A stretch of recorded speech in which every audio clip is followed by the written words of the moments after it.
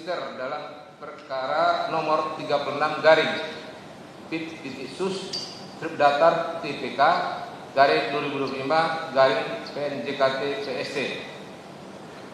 Menimbang bahwa benar putusan Mahkamah Konstitusi nomor 102 PUU 12 Romawi 2005 tentang gugurnya pra-peradilan menyatakan permintaan pra-peradilan dinyatakan gugur ketika telah dimulainya sidang pertama terhadap pokok perkara yang dimohonkan pra-peradilan. Namun berdasarkan rumusan Pleno Kamar Pidana Mahkamah Agung nomor 5 tahun 2001 dalam kurung SEMA nomor 5 tahun 2001 telah menegaskan bahwa dalam perkara tindak pidana sejak berkas perkara dilimpahkan dan diterima oleh pengadilan serta merta menggugurkan pemeriksaan pra-peradilan sebagaimana dimaksud pasal 821 huruf D Undang-Undang Nomor 8 Tahun 1991 tentang hukum acara pidana.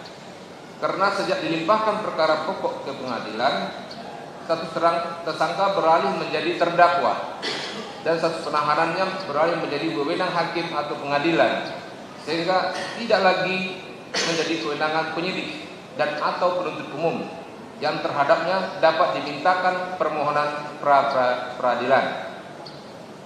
Menimbang bahwa SEMA nomor 5 tahun 2001 tersebut pada pokoknya berbunyi, dalam perkara tidak pidana sejak berkas perkara dilimpahkan dan diterima oleh pengadilan serta merta menggugurkan pemeriksaan pra-peradilan sebagaimana dimaksud pasal 821 huruf D KUHP karena sejak dilimpahkan tersebut satu beralih menjadi terdakwa dan satu beralih menjadi wewenang hakim dalam hal hakim pra-peradilan tetap memutus dan mengabulkan permohon putusan tersebut tidak menghentikan pemeriksaan perkara pokok, sehingga menurut hakim pra-peradilan untuk menghindarkan adanya putusan yang saling bertentangan, apalagi oleh penuntut umum perkara pokok telah melimpahkan perkaranya yang tentunya berpendapat bahwa perkara sudah lengkap baik secara formil maupun material, sedangkan perkara permohonan akuo yang akan menguji aspek formil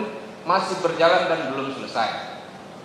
Menimbang lebih lanjut menurut hakim pra-peradilan, ketika yang menjadi dasarnya pada sidang pertama sebagaimana dimaksud putusan MK nomor 102 tahun 2005 tersebut, maka telah terjadi perubahan status dari tersangka menjadi terdakwa yang tentunya tidak lagi pada tingkat penyidikan dan atau penuntutan atau dalam kurung pra-adjudikasi yang berlaku permohonan peradilan terhadapnya, tapi sudah pada tahap persidangan pengadilan yang sudah memeriksa pokok perkara. Menimbang bahwa oleh karena dalam perkara aku telah ternyata perkara pokoknya telah dilimpahkan oleh pihak termohon dalam kurung jasa penuntut umum KPK ke Pengadilan Jata Pusat, maka berdasarkan pasal 821 huruf D Undang-Undang Nomor 8 Tahun 2001 tentang hukum acara pidana serta SEMA nomor 5 tahun 2001, permohonan pra-peradilan diajukan oleh pemohon haruslah dinyatakan gugur. Menimbang bahwa oleh karena permohonan pra-peradilan yang diajukan oleh pemohon gugur, maka biaya yang timbul dalam perkara didudukan kepada pemohon sebagaimana disebutkan dalam diktum putusan ini. Mengingat pasal 82 ayat 1 huruf D Undang-Undang Nomor 8 Tahun 2001 tentang hukum acara pidana, SEMA nomor 5 tahun 2001 dan peraturan perundang lain yang bersangkutan mengadili 1. Menyatakan permohonan pra-peradilan pemohon gugur. 2. Membebankan kepada pemohon untuk membayar perkara sejumlah nihil. Demikian diputuskan pada hari Senin tanggal 10 Maret 2025 oleh Abdul Hadi Esa MH, Hakim Peradilan pada Pengadilan Negeri Selatan, dan diucapkan dalam sidang terbuka umum pada hari dan tanggal tersebut dibantu oleh Nana Esa tindak pengganti dan dihadiri kuasa pemohon dan kuasa termohon. Ya, demikian putusan dari Hakim Peradilan terhadap perkara ini. Ya, dengan telah dibacakannya putusan perkara ini, maka surangkan perkara ini tidak bisa kita lanjutkan, dan dengan pembacaan ini maka permohonan perkara ini telah dinyatakan gugur, sidang nyatakan selesai dan tutup.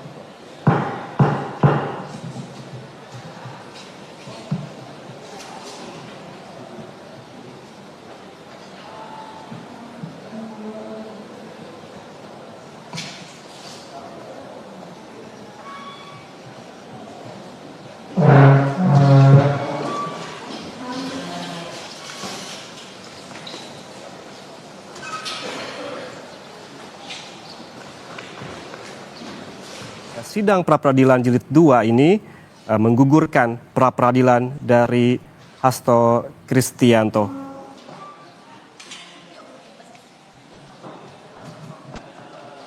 Saudara, demikian Breaking News Kompas TV. Breaking News akan kembali saat lagi, tetap bersama kami.